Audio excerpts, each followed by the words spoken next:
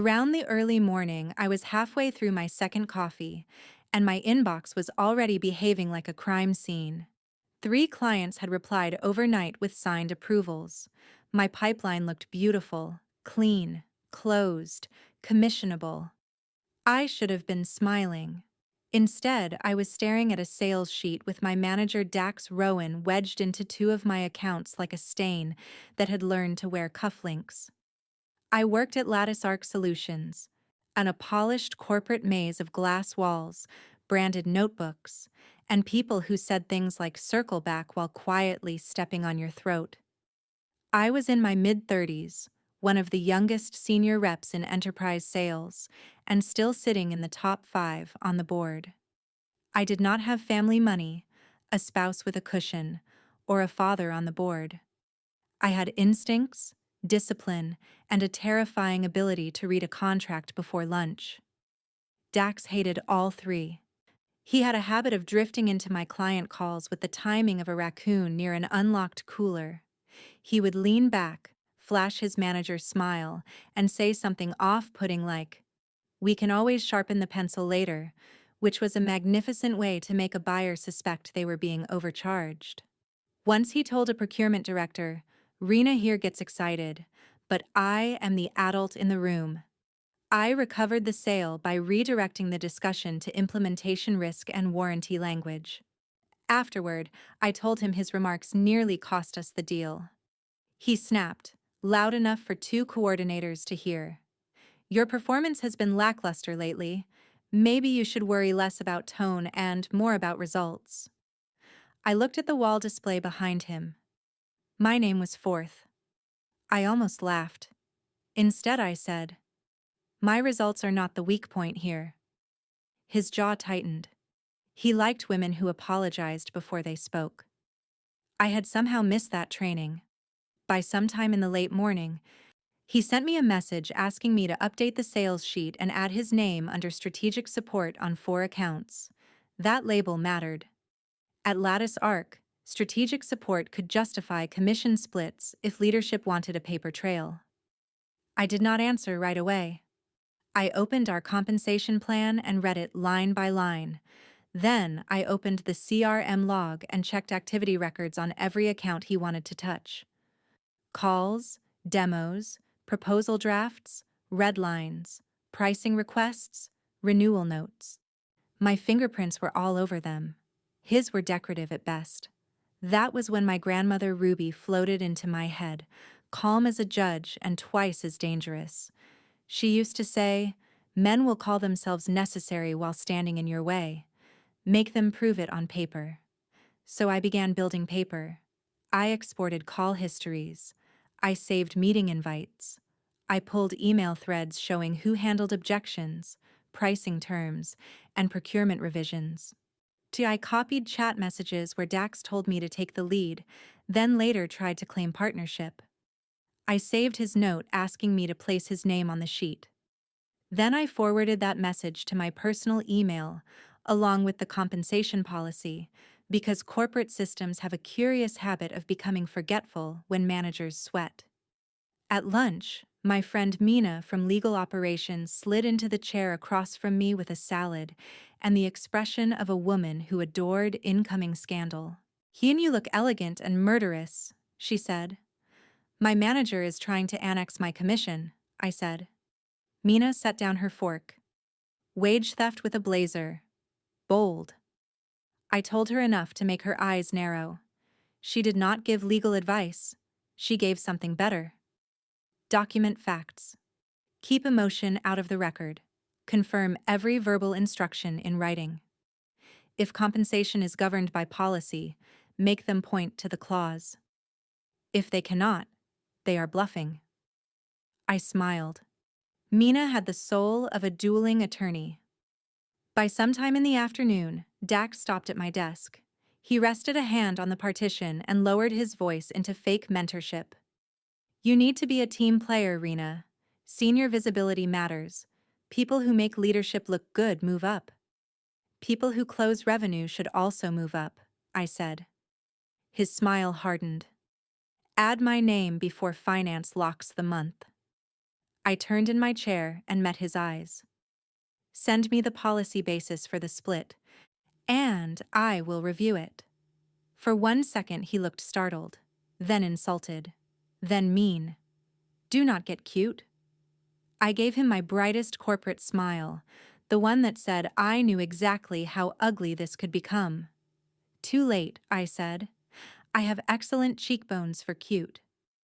Then I opened a fresh folder on my desktop and named it Commission Evidence.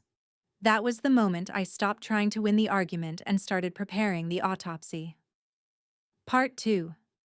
Sometime in the early afternoon, Dax decided intimidation would be more efficient than logic. He called me into a conference room with smoked glass walls and the sort of table designed for bad ideas in expensive shoes. He did not ask me to sit. He already had my sales sheet printed in front of him, his name handwritten beside two of my largest deals. He tapped the paper like a prosecutor with a weak case and too much confidence. I was involved in relationship management on these accounts. Involved is a broad and festive word, I said. His nostrils flared. It was one of my favorite hobbies. You are not as valuable as you think you are, Rena. That line always fascinated me. Men like Dax said it the way pickpockets test purse straps. I folded my hands. Then help me understand the compensation rule. Which section allows a manager to claim split commission on accounts where the rep sourced, pitched, negotiated, and closed the deal? His eyes shifted. Tiny movement. Huge information. This is not a courtroom. No, I said. Courtrooms have better lighting. He leaned forward. You have had attitude issues. I can reflect that in your review. There it was. Retaliation dressed as feedback. I kept my voice even. Please put any performance concerns in writing with examples and dates. Silence. If you have concerns about my numbers, I added, the leaderboard is public. Dax sat back, studying me with the expression of a man who had expected tears and found accounting instead. He changed tactics. The clients trust me. Which ones? I asked. The same 2 seconds of silence, the same shift in the eyes. I had him. That evening, I sent a careful follow-up email. Thank you for meeting with me. To confirm, you requested that your name be added to the sales sheet on the Arden and Solwave accounts. Please send the policy or written approval authorizing the requested commission split, along with the activity basis supporting your participation. No adjectives, no outrage, just a professional little guillotine. He did not answer. What he did do was worse for him. By sometime in the next morning, he had inserted himself into my client meeting with Solwave without warning. Their chief operations officer, a precise woman named Veda, had been ready to sign a revised term sheet after one final discussion on deployment support. I had spent 2 weeks getting us there. Dax joined, smiled too hard, and said, "We can always trim the service layer if budget gets tight." Veda went still. The service layer was the reason they were buying. I stepped in before the deal could burst into flames. To be clear, our recommendation remains the current scope because it protects your rollout and limits change order exposure. Veda nodded. But the mood had shifted. Buyers can smell internal chaos. Dax had sprayed it like cologne. After the call, I asked him not to alter positioning in active negotiations. He smirked. I am helping. No, I said. You are freelancing with my paycheck. He told me I was being emotional. That word should come with a warning label. In corporate settings, it usually means a woman has started noticing math. When I went back to my desk and added another section to my evidence folder, client risk created by manager interference, I attached call summaries, notes, and an internal chat where I had warned him before about off-putting remarks. Then I did one more smart thing that women are often trained not to do. I spoke to finance before I spoke to human resources. The senior analyst, Jo Bell, handled variable compensation. She was practical, discreet, and allergic to sloppy records. I asked a neutral question. Can manager names be added manually to sales sheets without supporting CRM activity or written approval? Joe blinked. Not if you want to survive audit season. Music. She pulled up the internal guidance. Commission allocation required either predefined team assignment, documented shared selling activity, or executive approval. Managers supervising a rep did not automatically qualify. I asked if that guidance was written anywhere. She sent me the policy link. I nearly kissed my keyboard. By lunchtime, Dax finally replied to my email with 2 frigid lines. Add the notation. I will handle approvals. I read it twice, then forwarded it to my evidence folder. Men who expect obedience always leave the worst fingerprints. That afternoon, I requested a meeting with Human Resources and copied Finance. Subject line: clarification needed on commission allocation and manager interference in active deals. Then I closed my laptop, went home, and updated my own household file. Emergency fund balance. Good. Retirement contributions. Automated. Offer letters from recruiters who had been circling me for months. Archived, but alive. If there is one thing a woman should never bring into a power fight, it is desperation. Dax thought he was cornering me inside my salary.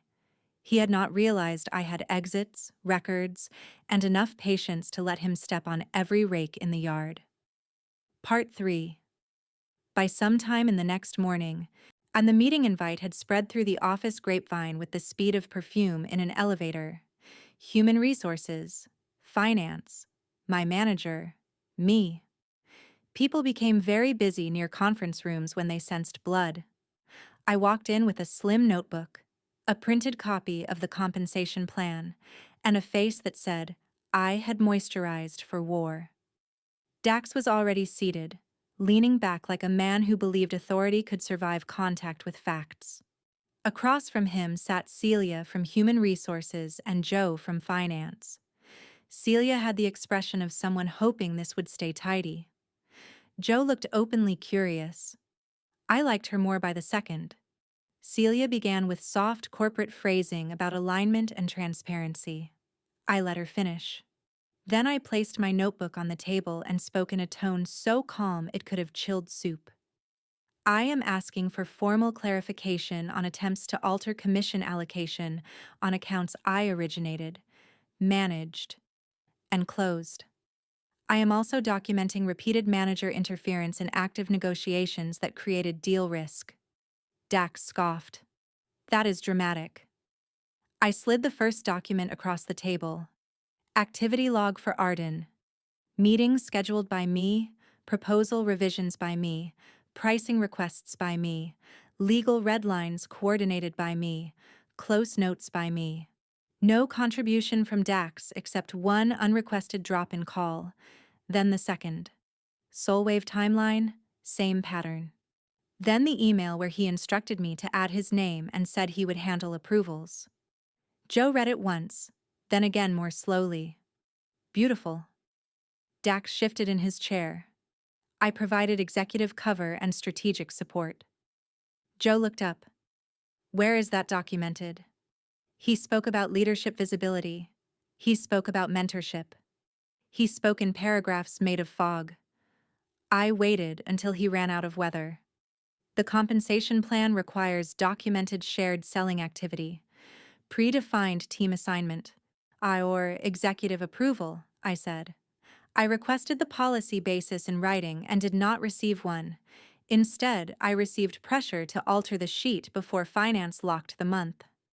Celia asked Dax whether he had formal approval. He did not answer immediately, which is legal for no. Then he tried a fresh lie. Rena has had performance issues. I was stepping in because these accounts were unstable. I smiled at Celia and slid over the leaderboard printout. Current ranking, 4th. Then I handed over client praise emails and renewal expansion notes. One from Veda at Soulwave specifically thanked me for restoring confidence after internal mixed messaging. I watched Joe read that line and press her lips together to avoid smiling. Dax made one final mistake. He said, I am her manager. My judgment should count for something. There are sentences that sound impressive until they hit a policy manual. Jo folded her hands. Your role does not create compensation entitlement. Silence fell so hard I could hear the air vent. Celia asked whether I had additional concerns. I did. I had saved them for dessert. Yes, I said. There is a pattern of behavior. Repeated interruptions in my client calls. Remarks that undermined pricing integrity. Pressure after I objected. Then retaliatory statements about my performance when I asked for policy support. Celia took notes faster. I did not raise my voice. I did not tremble. I did not decorate the truth. That is the trick women are rarely taught. If you know the record will carry the force, you do not have to. The meeting ended with finance freezing any manual changes to my accounts pending review. Human Resources opened a formal inquiry. Dax walked out first, stiff-backed and furious, the corporate version of a wet cat. Mina was waiting near the elevators with the patience of a woman who could smell a verdict. Well, she said. I adjusted my bag.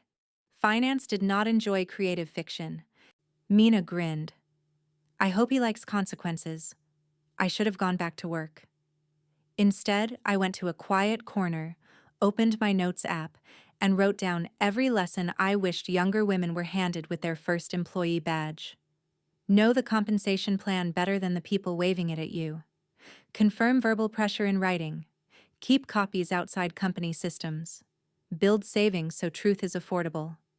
Speak to the department that touches the money, not only the one that manages feelings.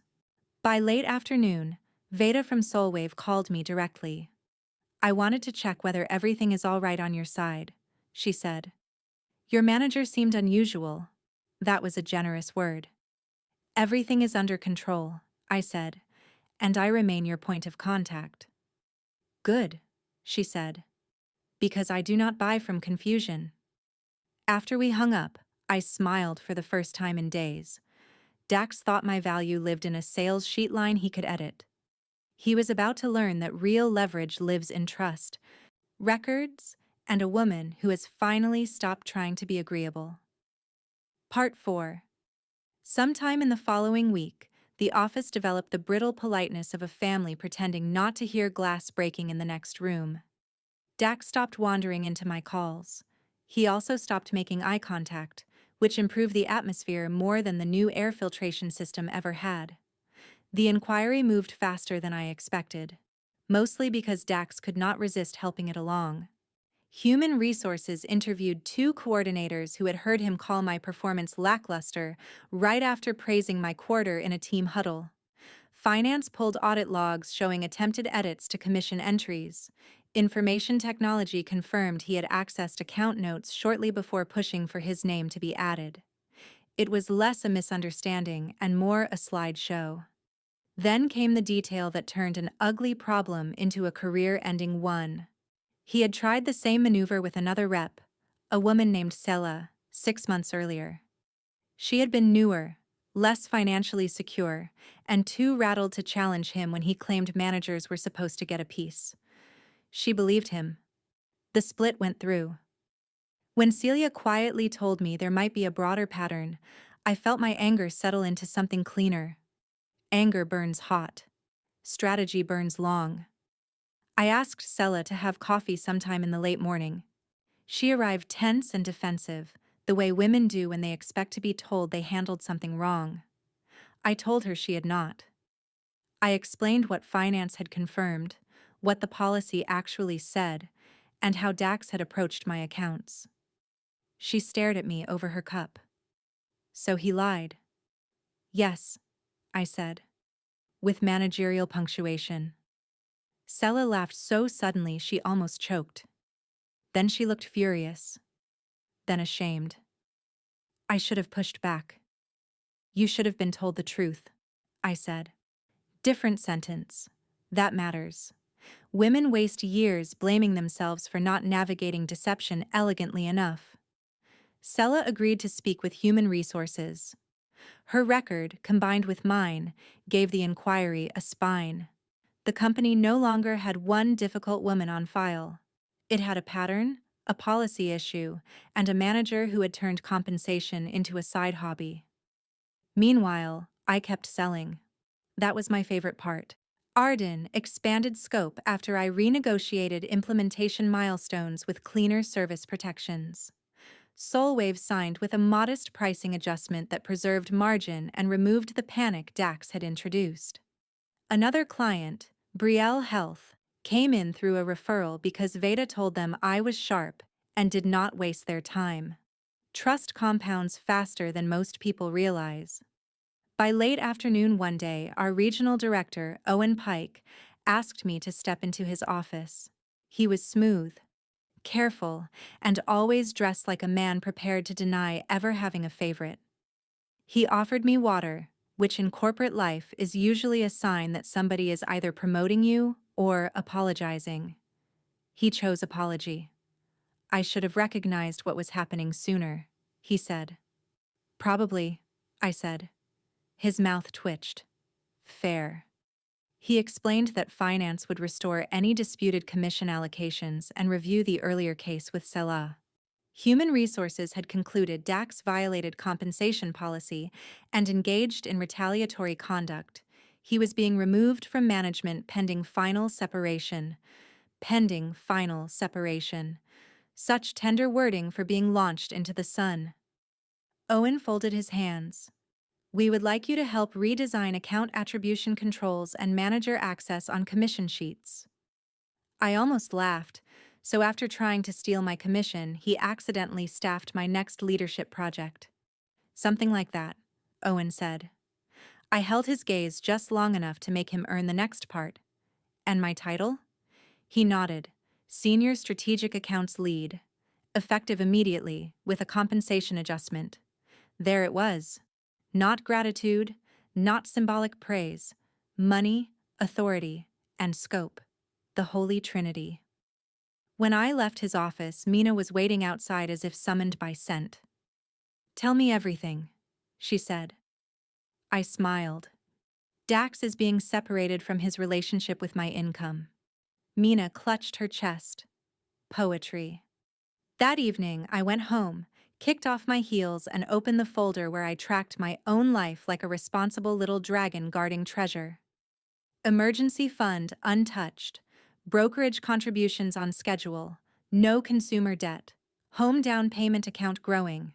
This is another truth nobody says loudly enough. Revenge is much sweeter when your bills are automated.